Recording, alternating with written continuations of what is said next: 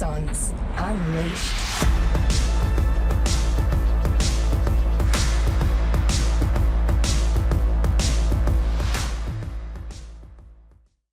G'day team, welcome to a very special episode of Axons Unleashed. It's been a little while since we've done a podcast, but this has been bubbling away for a little while now, and I've got a really good friend of mine in here, Heston Russell from the Veteran Games. So this is going to be a Veteran Games update specific podcast. So Hesto, welcome to Axon HQ. You have been here before in our other office, but now give everyone a bit of an insight into what you just discovered walking into the brand new Axon HQ in this awesome studio we're in. Well, Robbie, thank you for having me with you, first and foremost, here and speaking to the Axon audience. And yeah, well done on the new office. Mate, it has got triple the floor plan. He's got these little quiet insulated pods that look like an interrogation room, but I'm told they're just for client calls. He asked me, is it bulletproof? Is it bulletproof? Not yet.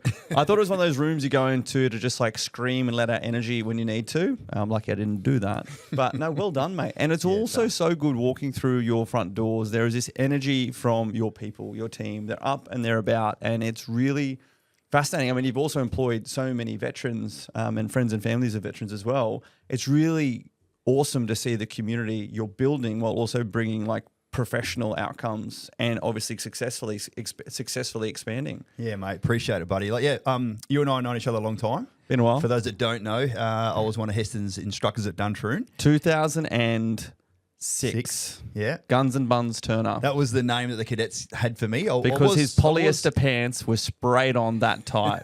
This man does squat. And I was reasonably fit back then, fitter than what I am now. But we all were, what was your impressions of me back then? You didn't quite know how to take you because you're very extroverted, but then you're able to flick this switch and then bring in like the precision of the knowledge, information, tabulated data that you had, and particularly with your expertise being offensive support as well, which is usually quite a weak area on the tactical planning of us kids. There's an element where Robbie can lull you in and be like, oh, he's a mate, he's good. Then he's just like, bam, you don't know your shit. You're just like, I thought we were friends. And you're there mopping up and reading things into the midnight trying to catch up. He still does that at work. Oh. He gets called like that in the office. I tell heaps of people it was really interesting to go to Duntroon there as a captain instructor, having not gone through there as a cadet, being an ex-sergeant changeover. I didn't think about that. Yes. That's right. And particularly because you were a former NCO, a former soldier, you also bring a lot more of that ground up experience. A lot of that, it's the stuff like I used to enjoy Griffo and stuff at 2 Commando where, officers are great at big high level plans and how it's meant to look, big hands, little maps, but it's then biting into that granular details like, hey, what that actually looks like on the ground, having done it myself, is this, and this.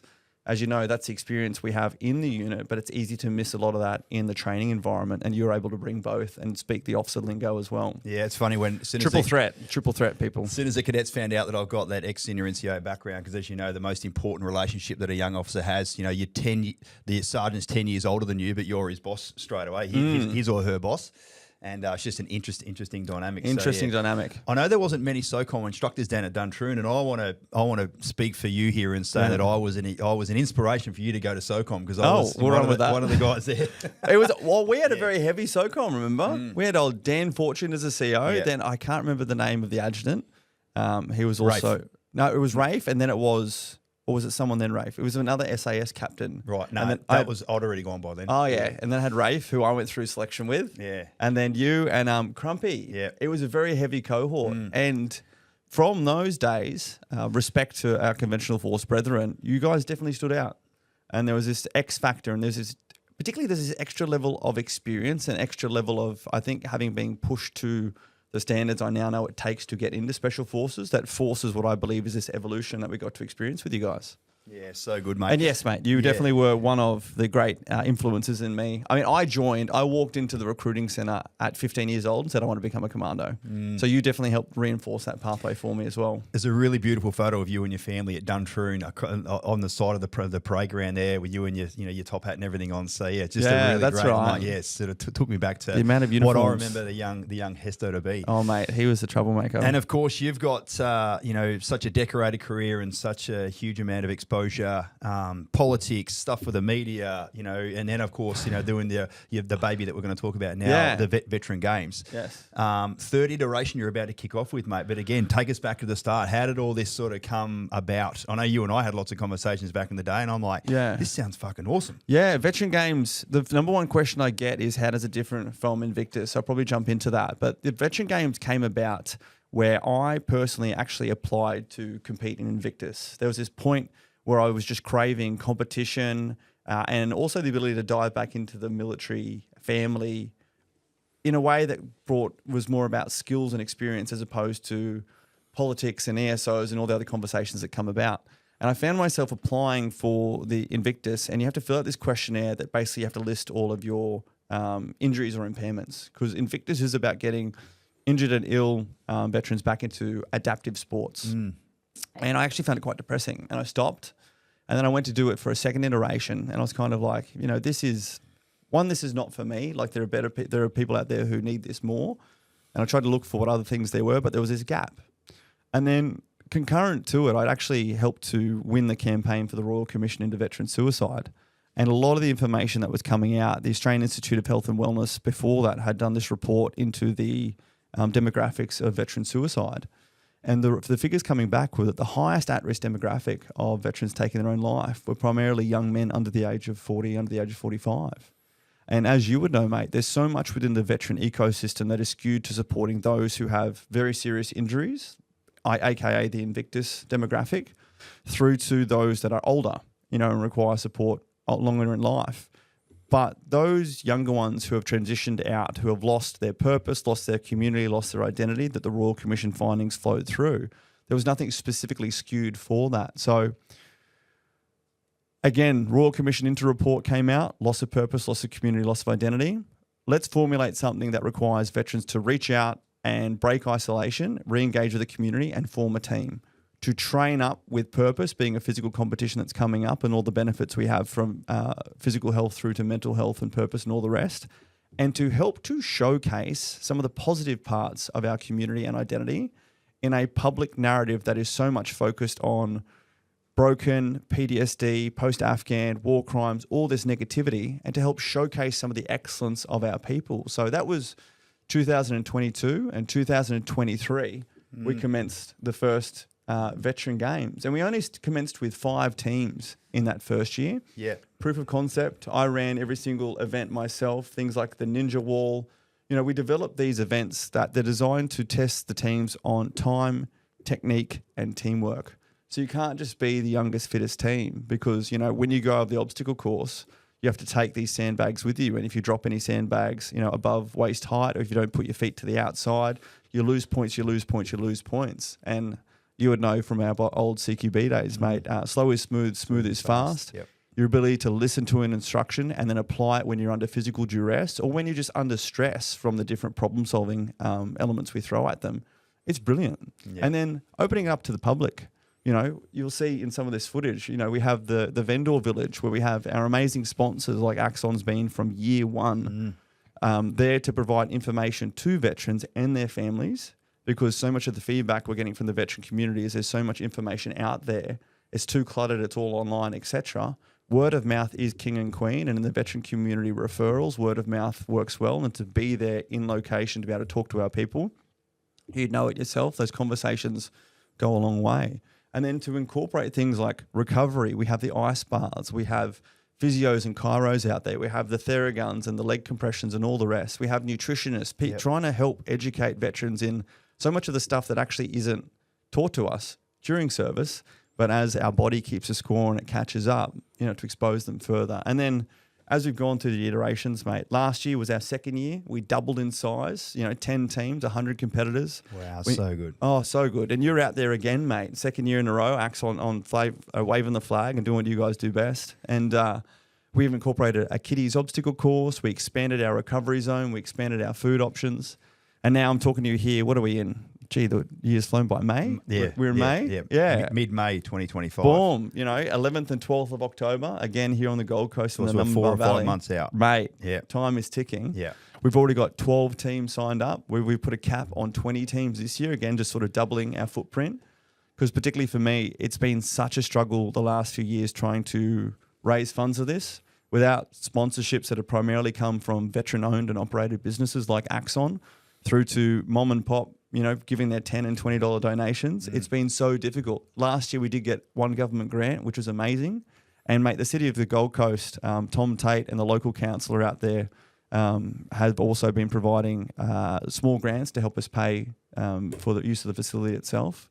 We're trying to grow the team, trying to grow and hire more veterans, recruit more veterans, employ more veterans to help us grow this. I actually remember, can I butt in, when you Sorry, took I'll this talk to... all day, no, mate. it's fine. I love hearing about it, and the footage behind us is amazing. I remember that you went to a number of different MPs and other government organisations in the first year to try and get some sort of traction on this. Yeah. And what was the answer? It was crickets, wasn't it? It was pretty soul destroying because, like yourself, I'm able to put together a vision and then figure out a way to make it happen. And I've been able to do that time and time again. And my original vision was for the Veteran Games was a whole weekend that really cemented itself in the veteran calendar, somewhere between Anzac Day and Remembrance Day. And it was the Veteran Games along with an expo of veteran-owned businesses trying to flick this switch of veteran charities and ESOs to, hey, here are businesses that veterans have set up and are run by veterans and provide amazing services. So the general public can come and see the excellence that is the veteran business industry, not the defence industry. And then to culminate it with what I called a Veterans Day Out concert. We would bring in live performers and actually have a festival there for the Veterans Day Out. And I went to the Gold Coast Mayor and we had these fantastic discussions, multiple with Tom Tate. And then it was up to me to get the funding for it. I went and approached state, I went and approached federal, and it was just crickets. And we got to the point where we were barely able to even afford the small five-team footprint that we had for year one. I remember talking to you and you're excited about going down to Canberra and speaking to some of these people because it is such a no-brainer and such a great cause and an event that's going to, gain so much traction over the years. Yeah. And I'm like, hey, how'd you go down in Canberra? And you're like, yeah, I didn't really go to. I was like, what? Yeah. And it's a very Australian thing where a lot of people want to see and have guaranteed success before they're willing to support. There's also the element of politics, mate, and this is what I've been playing with the last couple of years, where is the Veteran Games better without me in it from an external working on the business perspective, given the political enemies I've probably made.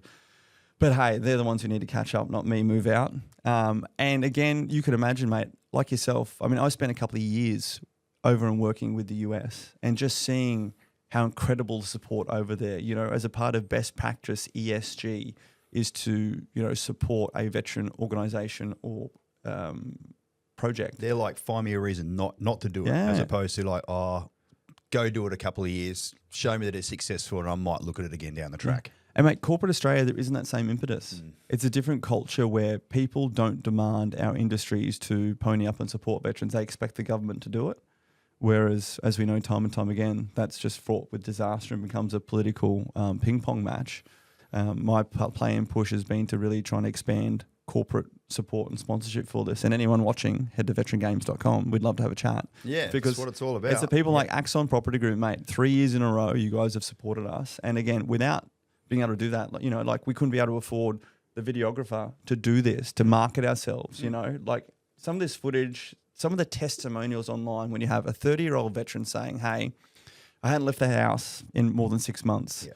My wife has told me how much this has changed me. My daughter has told me how much this has changed me. I have mates turning up, making me go and work out. I have a new lease on life. Like, that's what it's all about. That's the tangible difference you're making people's lives. And you think these are the testimonials that businesses and politicians want to be a part of. But I think it's just reaching that critical mass, getting enough awareness, and just like all the brands like yourself who do well, like just focus on your craft and keep delivering the result, and eventually it will reach the eyes and ears of those that it's meant to. I've actually loved being part of that sort of vendor alley that I think you call it. The vendor village. Yeah, village. And there's been, I think we've maybe done 2 or 3 podcasts with other vendors that were there. I'm like, oh, you're awesome. Do you want to come on my podcast? So I'm more than happy to expose and provide, those other, businesses. You guys know what you're doing. You know what you're doing on the marketing side. You come out and you've got the phone out and you've got the content out. We're going next level brilliant. this year, aren't we? We're going to set up something even more special. Just let me know if you bring a drone. We're going to deconflict some airspace. We'll get some JTAC gear out for you, mate. Hey, let's talk about Raw for a second. Yeah, for sure. sure. So Nuremberg Valley, Matty Moore's out there, the general manager. He's my brother-in-law. Yeah. He's third year then with them now. Obviously, you need a purpose-built facility. Yes. You can have the best idea in the world and the best competitors and all the funding. Yeah. But if there's no one that wants to host you and who's like pretty good and easy to work with, then it's obviously not happening. Just give us a bit of an insight the into Raw what it's Challenge like with them. team, Mick, Matty, all the rest. I'm sorry, I'm going to forget their names, but they've just been an absolute godsend, especially that first year where we had to pivot so quickly. We're going to do it down at the And they sports. allowed you to put the branding on there. Yeah, some mate. Repaint stuff. It's still there now. The walls were there, mate. Yeah. We were out there. Sam, myself, her dad, and the Raw team were out there. Air gun spray painting these things. We've got this giant veteran game stencil. We're painting it by hand. I was there with the Gold Coast Suns earlier this year, and I had my Veteran Games T-shirt on. I'm like, oh, that's the bloody Veteran Games Mate, thing. So yeah, good it was to go. great. Bit of branding, but it was a godsend. Everything happens for a reason. I think losing that Gold Coast Sports Complex and Metricon Stadium concept for the first year forced us into meeting with the Raw Challenge team. It's actually Andy Cullen, you probably know, who introduced us out there. Yeah. And the local councillor, and they've just been so supportive. And having these giant obstacles purpose-built, the issue is it's just like an hour out of town, so trying to get people out there. But again, it's awareness. Yeah. And the can-do attitude, working with us on all the insurance requirements and helping to design and develop the events that, I used to love that creative process in planning and preparing for the Commando selection course when I ran it in 2016. Yep.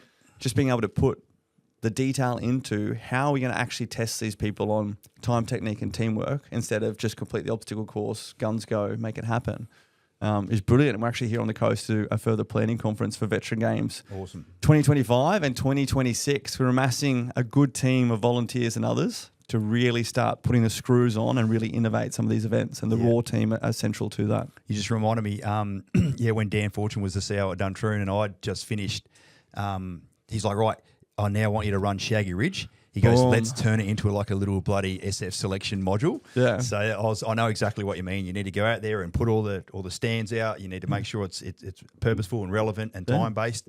So no, it's exactly what I was doing back there. You're now doing 15, 20 years later. Having a derived outcome. That's it, mate. Like, hey, what is the outcome of this event? What are we testing people on? What are the actual scores for technique and teamwork? It's just so easy to set up obstacles and say, hey, do it as fast as you can. We want to help to reignite some of that problem solving skill set and also those martial skill sets that are common to all defence members, be those Army, Air Force and Navy. And last year, mate, an Air Force team took it away and won it. Yeah, how good. Well, also, when I first designed this, no obstacle is more than 100 metres. No event is more than 10 minutes. Like, I designed it one day to be in a football stadium, to be televised, to be able to stream onto a service or to be able to be viewed by an audience so they can say, wow, look at the skill sets of these people. And have a modular to go to all different arenas. That's it. And these are veterans. Yeah. Like, they're not what we think stereotypically of veterans. They're out there, they're actually incredible human beings with incredible training and incredible skill sets, and help to turn that narrative in the public as well. I just had a thought, and sorry to drop this on you, the without warning thing. Noting how competitive people are, and I love the whole teamwork, I love the technique, etc. Yeah. Have you maybe thought at the end of the day, go, right, each team, pick your fastest team member, have 3 obstacles, and boom, just have like a little sprint off to see who is the fastest over a couple of obstacles. No, we could just do that. Just a food for thought. We could. No, mate, If that comes through, this is called the Turner Challenge. Oh, stop. No, I just thought we'd probably do that as a shooting a merit or something. Some people would love to show some of their physical prowess and like how much they have trained and how much they can sort of scamper over the obstacles. Yeah, just something to think about. Mate, you heard it first here. That was totally unscripted. Trademark, # Robbie Turner. There are part of the most difficult process of the Veteran Games has been sifting through the good ideas, because this thing could be huge. And as you know, mate, you could spend all of your time developing all the possibilities and move away from what is the probabilities and the core focus. And like, even at the moment, mate, when we approach a lot of corporates, they're like, hey, can we put a corporate team in? It's like, with just the veterans. And I'm even toying with the ideas, and I love anyone's feedback out there, where perhaps we start opening up to different classes. Perhaps there's like, full veteran teams. Perhaps there's a quota where there's at least 2 veterans per team. Perhaps there are a separate day for corporate teams, particularly as we need to go into the fundraising to fund this thing. There are definitely options out there. The issue for me is the core group of people who are out there helping me run the obstacles, because we're all volunteers. I'd love to get some veterans employed and paid to doing this. That's the growth pathway. It's just trying to do it. Let's talk about that for a second. I know you've got a right-hand woman, Sam.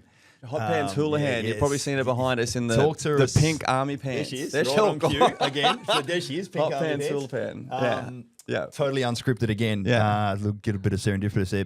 Tell us how much of an amazing lady she is and what it's like to have her on your team. Oh, Sam's been brilliant. I literally just came here from having our weekly catch up with her, and Sam's just, she would have made an excellent member of, my team back in the day, but she is now. Seeing her ability to self-teach and self-learn the skill sets that have been required to basically help us build this thing from the ground up behind the scenes, learning how to do WordPress, website development through to, all the marketing communications behind the scene in a technical aspect, in a personal aspect, how connected she is with the teams and communities and really cares about the outcomes. And the best part of this was, Sam connected with me just after I had my suicidal ideation in 2020, and really helped me when I went through that voice of a veteran period, advocating for veterans, helping to win the Royal Commission, a point where I attended every single veteran event and activity and speaking engagement I was invited to, and just stretched myself too thin, to be honest. But she got to meet all the different demographics of our community, see how much trauma there is out there, see how many issues there are, how much overlap there is, how much there are too many politicians looking for photos instead of doing the right thing. And she's got that baptism of fire, or what does it say? Learning through a garden, learning through a fire hose, without having a personal bias of service in herself, if that makes sense.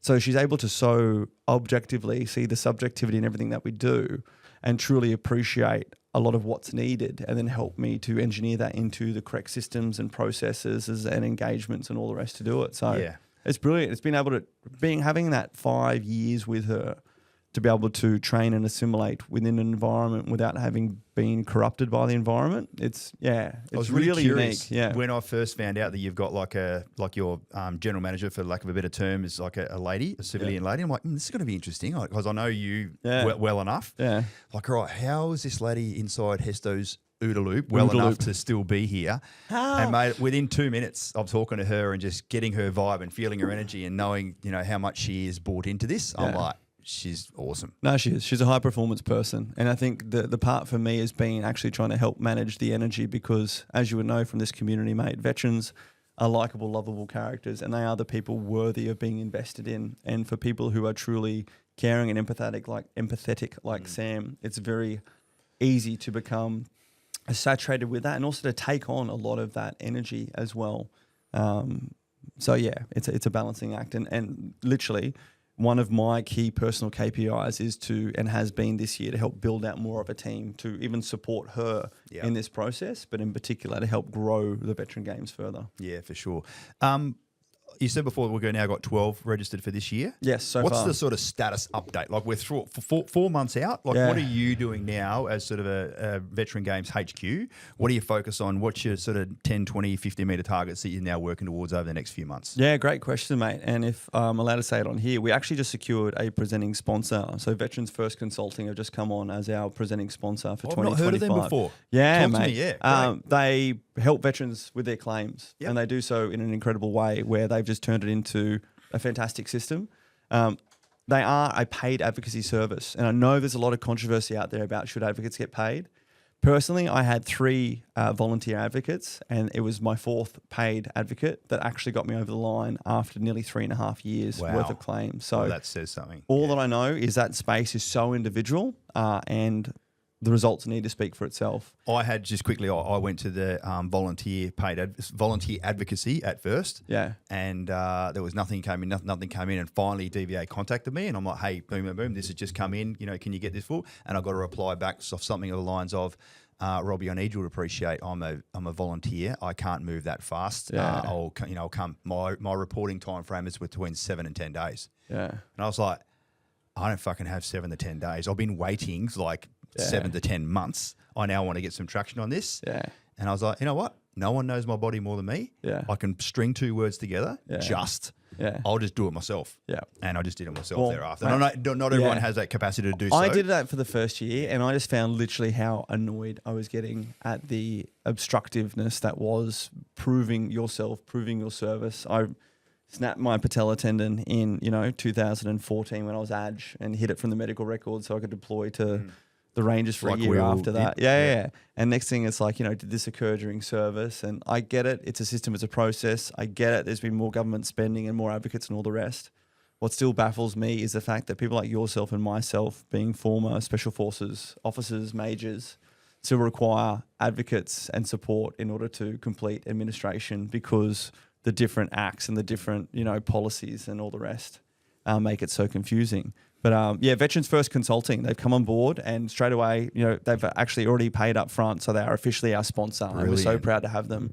So mate, I'm literally convening a working meeting this Friday with about 15 of our people who've helped us out in multiple years, volunteers, Sam, Mick, and some others from the Raw Challenge team are coming out. Great. Bringing on a PR team, figuring out how we can really beef this up. And I really want to actually target specifically Southeast Queensland for more of a marketing and advertising campaign, because the constant feedback we get is when people see this and hear the testimonials and go to veterangames.com, go to our Instagram account at veterangames with an _ and listen to the people and the competitors. They're like, this is amazing. How have I not heard of this?